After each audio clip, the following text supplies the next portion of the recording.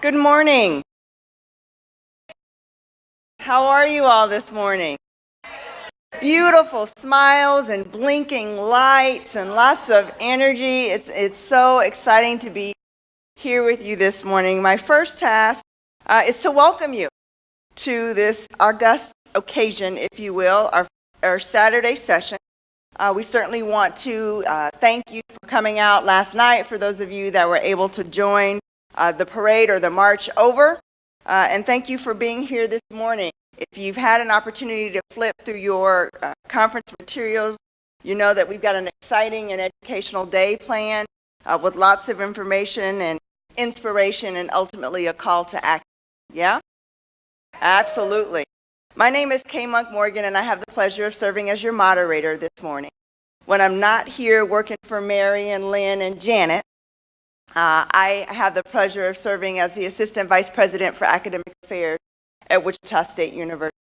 I've worked at Wichita State University for 26 years. I know, I was 12. For 26 years in several different capacities, but for the bulk of that time, my work was spent educating young people who have the opportunity to be the first in their family to pursue post-secondary education, and who also happen to come from families that are economically under-resourced.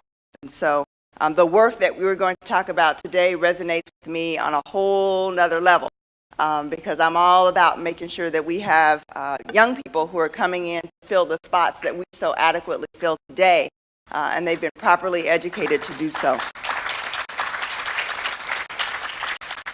So I believe we're going to do some good work today and set the stage for even better opportunities for service and work when we leave. In our church, we say we come here to worship, we leave to serve, right?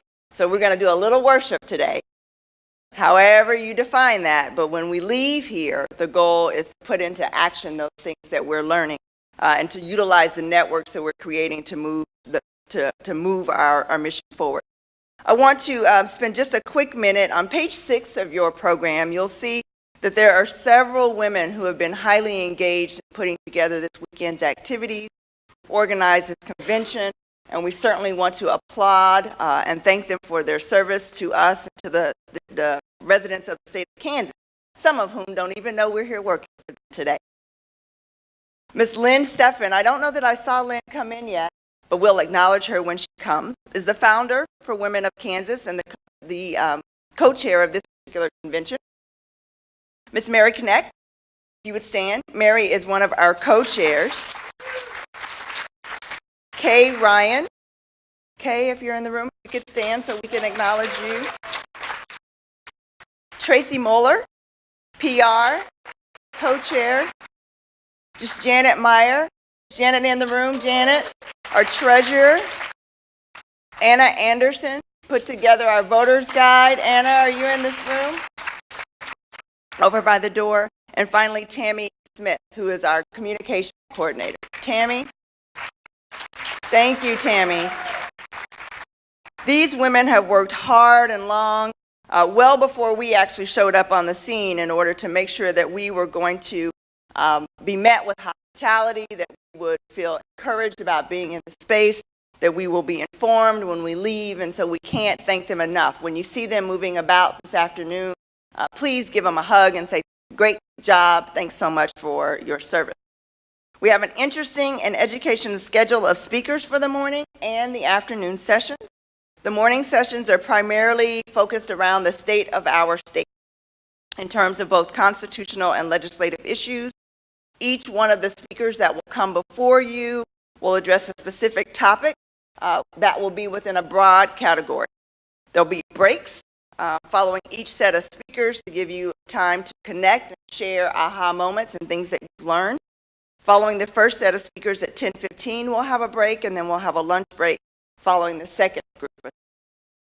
In your bag, that each one of you should have received at the registration table, you'll find a list of convention attendees, contact information so that you can stay in touch after you leave this space. Please take them home, stay connected with those that you meet, because we'll need that information and those resources as we prepare for November. We've got a couple of rules for the day. Can't be a group of women without setting the stage with some rules. That's what moms do.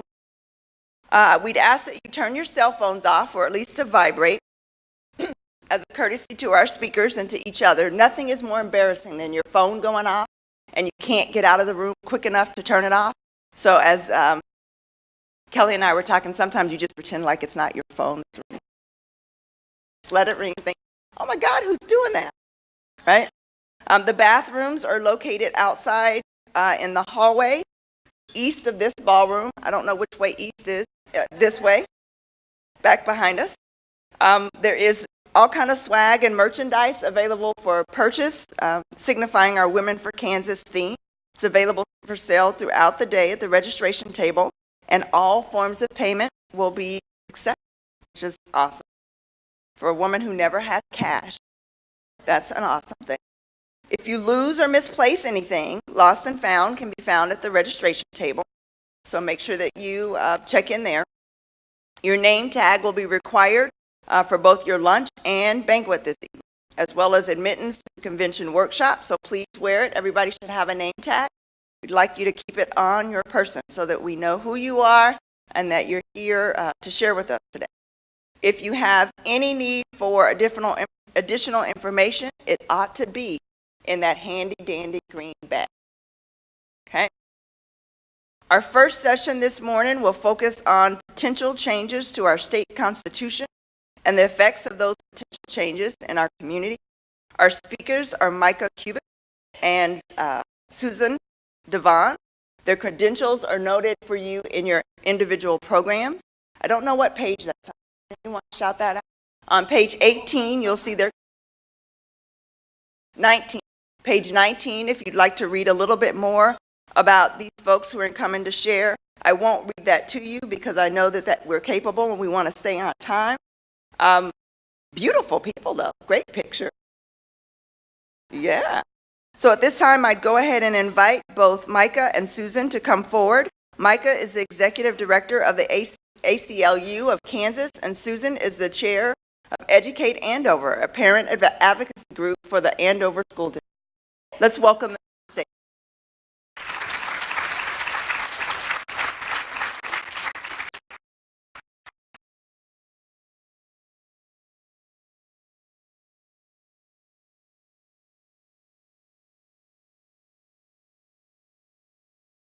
Well, good morning, everyone. That was okay. We'll try again, though. We'll do it until we get it right. Good morning, everyone. Much better. Thank you very much.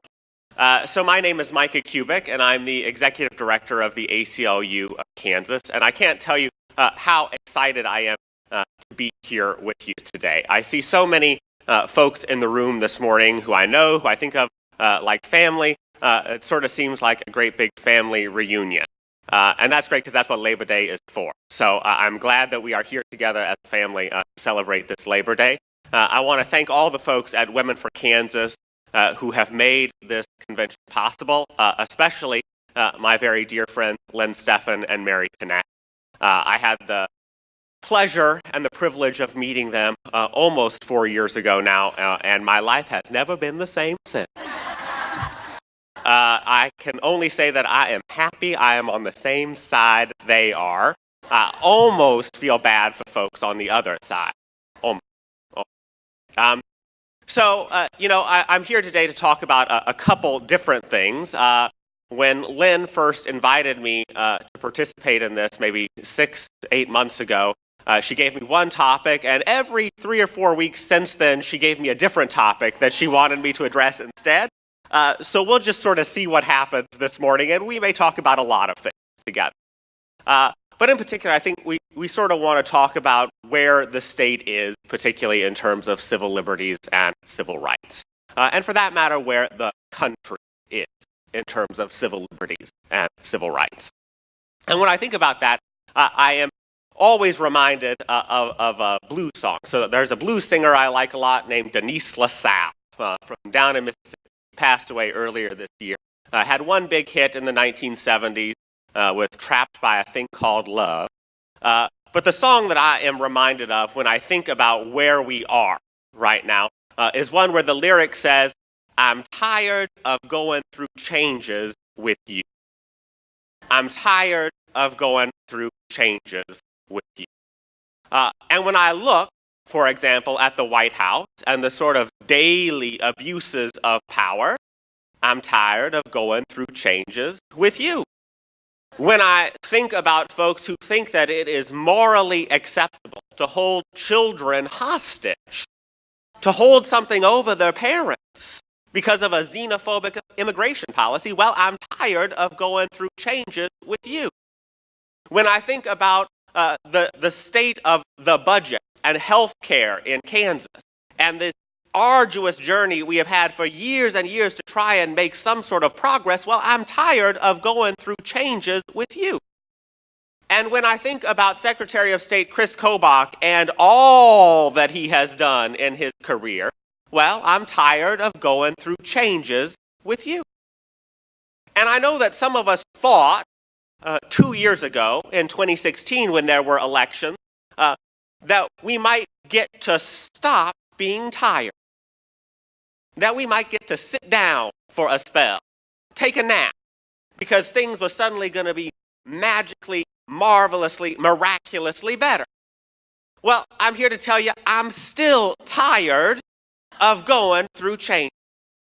Because although things are better, there has been some improvement over the last 2 years, because, well, elections do make a difference.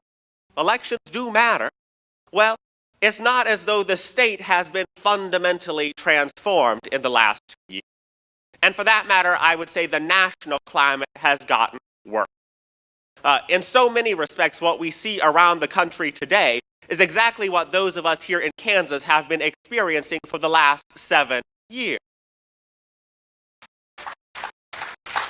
What we have experienced here for the last 7 years has been the abuse of power, the mendacity. That's a fancy word for lies. The dishonesty, the attempt to disenfranchise and dehumanize people. That is what we have seen here in Kansas for 7 years, and now the rest of the country is treated to the same buffet. There are a couple issues in particular where I think we can really see this, where we can see both the problem and the potential for change. One is, of course, in the area of voting rights. Voting rights. Where over the last 15 years, the consensus that this country reached around voting rights, the idea that people do in fact have a fundamental right to vote, that we want people to vote, and that we will encourage them to vote, that consensus has unraveled. And nowhere has it unraveled more than here in the state of Kansas, where Secretary Kobach convinced the legislature in 2011 to pass the single most restrictive law on voter registration that has existed anywhere in this country since Alabama 1965. I don't know about you, I don't want to live in Alabama today, much less Alabama 1965. See, y'all can amen too, it's okay.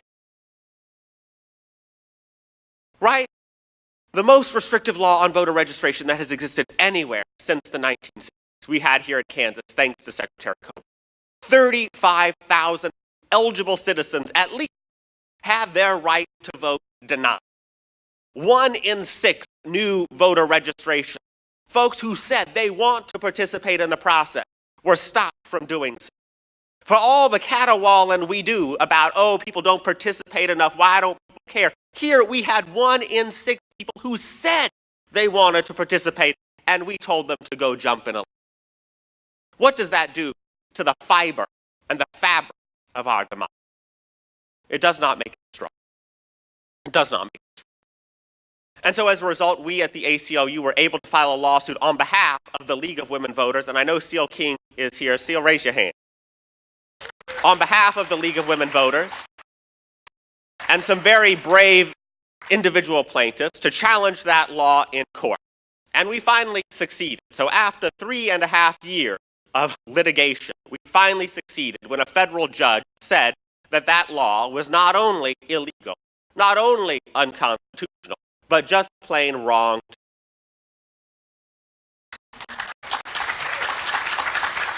And we're very glad of that. We're glad that we succeeded. We're glad that we were able to undo just a little bit of that damage.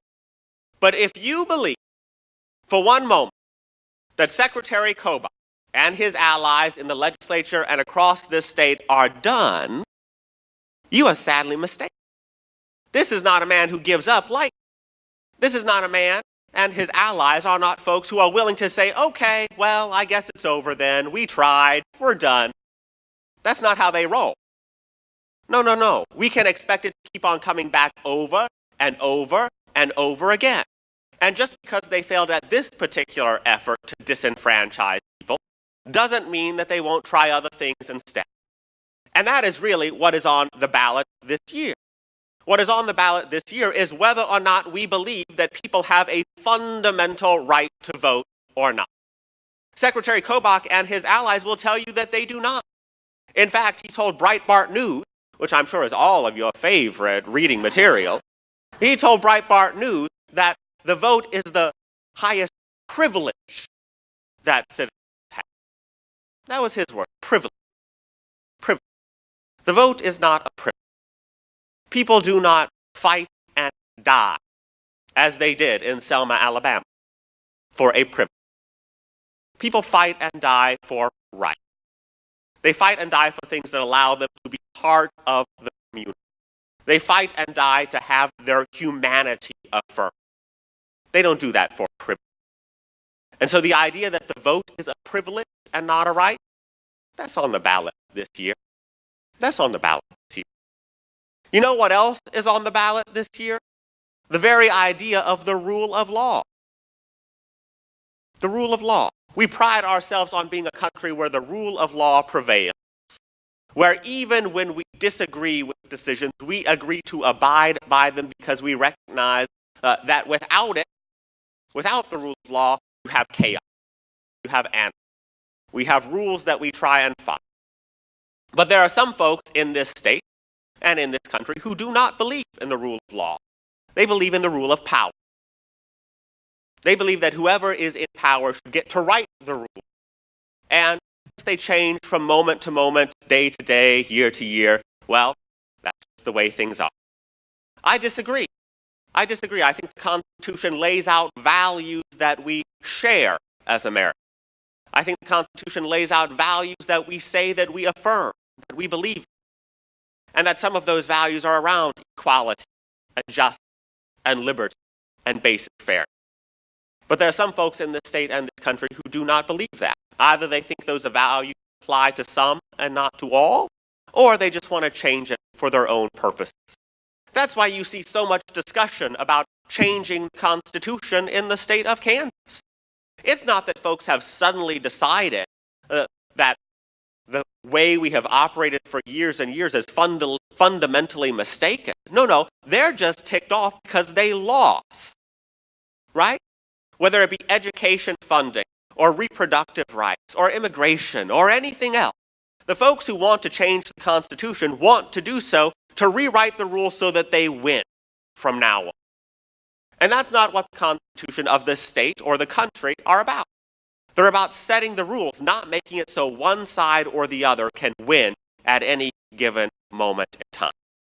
But I'll tell you this, there are folks in this state who are committed to changing the state constitution.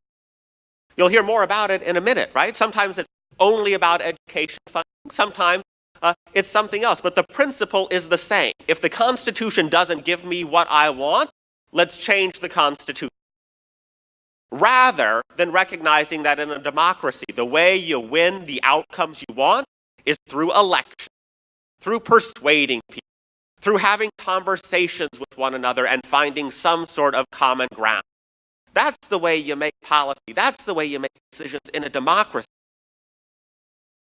When you change the Constitution to give you the outcome you want, that's not democracy, my friends. That's fact. That's not what we want in the state. And it's certainly not what we want in this country, where, in case you did not know, there is an active movement in states all around the country to change the federal Constitution, to change the United States Constitution, the one that was handed down in 1787 and which we have amended from time to time since then, but always for a good reason. Well, maybe not always. Prohibition, that one maybe not so much. But the other amendments for a good reason, right? To extend the franchise to people, as we did in the 14th and 15th and 19th Amendment. To make sure that there was something such as equal protection under the law. The Bill of Rights, started as amendments to the Constitution. They were not in the original. That's why we call them the amendments. The First Amendment, the Second Amendment. Usually for a good reason. But today, there are some folks who want to change the Constitution for who knows what reason, right? So there are a number of states that have called for a constitutional convention. And in Kansas, there has been a bill a resolution several years in a row to call for a constitutional convention. And when you get to a certain number of states that have done so, you have to call such a constitutional convention. And I think we're at 17 states now, maybe 18 states that have, in fact, called for a constitutional convention. Some of them states on the left, some of them states on the right, but all saying that we should have a constitutional convention. And this maybe sounds like a good idea to you at first. I hope not, but maybe it does. Until you stop and think that no matter why they say they want to call a constitutional convention, once they get there, anything can happen. Anything can be discussed. Anything can be debated. Anything can be considered. Anything can move forward. And that means, for example, that we might decide to revisit some of those 10 amendments in the Bill of Rights. The folks at that Constitutional Convention might decide to revisit them. They might decide to revisit the 14th Amendment and the 15th Amendment that extend the franchise to people regardless of race or ethnicity. They might decide to revisit the 19th. They might decide to revisit amendments around poll tax. They might come up with any old thing. And if you have a great deal of confidence that the folks who would show up at a convention like that would not do any of those things, please see me afterwards and we can have a discussion. Because I think if you have honesty with yourselves and look at the cast of characters who populate our current political context, you should not feel so self-assured. We've got someone in the White House who thinks that the press is the enemy of the people. Do you really think that they would not take advantage of an opportunity like this to revisit the First Amendment and decide that suddenly the press and the media have more limitations on it? We've got folks who still don't believe that if you are born in this country, you are actually a citizen of this country. Even this week we were hearing about folks who were having their citizenship revoked just because they happen to live in Texas, which is punishment enough, by the way. Lived in Texas and happen to have Hispanic surnames. Right? They don't believe that being born in this country makes you a citizen as it is. Do you really think they would not take an opportunity to revisit the Constitution, to inscribe it that way? No. The danger is real. The danger is immediate. The folks who talk about wanting to call such a convention, they talk a lot about taxes and balanced budget, and maybe they even believe that in their hearts. But what I am saying to you is that when you get those folks in a room and give them the opportunity to run rampant across the Constitution, I think bad things are going to happen. Bad things are going to happen. And that means that the task before us in 2018 is really, really urgent. It is urgent. This is a time when we have to vote like our rights depend on it, because they do. Your right, the rights of your family, the rights of your friends, the rights of everyone you know, all of our rights depend on it. More than ever before. I know that is a cliche. Every single election, politicians especially come up and say, this is the most important election of your lifetime. And sometimes that's true, sometimes it's not. This time it is true. This time it is really true. This time we have to vote like our rights depend on it. Not only because voting rights themselves are on the ballot, but because the decisions we make this time, they have the potential to affect whether or not there is a constitutional convention or not, and the entire assortment of rights that we have as Americans and as non-citizens living in America will be on the ballot. Every last one. Vote like your right. Now, All of that said, I am actually very optimistic. I'm actually very optimistic. And the reason I am optimistic about the future of this state and this country is because I see people like you. There are a couple hundred of you who are here on a Saturday morning at 9 o'clock for Labor Day. That says something about you, and it says something about the task that we face, that you are willing to be here. And I know that when you assemble folks like this, all over the state and all over this country, who care about the issues, care about what is happening in this country, who want to defend freedom, well, then we're going to win. We're going to win. Because I'm reminded of a line from one of my favorite poets, Pablo Neruda, won the Nobel Prize in Poetry. And he has a line that says, "You can cut all the flowers, but you cannot stop spring from coming." You can cut all the flowers, but you cannot stop spring from coming. And I'm here to tell you that no matter what Chris Kubek and his band of vote suppressors do, no matter what folks who oppose the First Amendment do, no matter what folks who oppose our rights and the values that we share as Americans do, spring is coming. They can rant, they can rail, they can try and divide, but they will not conquer because spring is coming. They can try and bring on the winter of despair and discontent and disenfranchisement and dehumanization if they want. But because I see all of your golden sunflower shirts in here, I know that spring is coming. Spring is coming. And that gives me great hope indeed, because I know that spring is coming. Together we will do it. Together we will make sure that our values are reaffirmed and that the folks who seek to divide us will not. Thank you very much for being here today. Thank you for all that you do.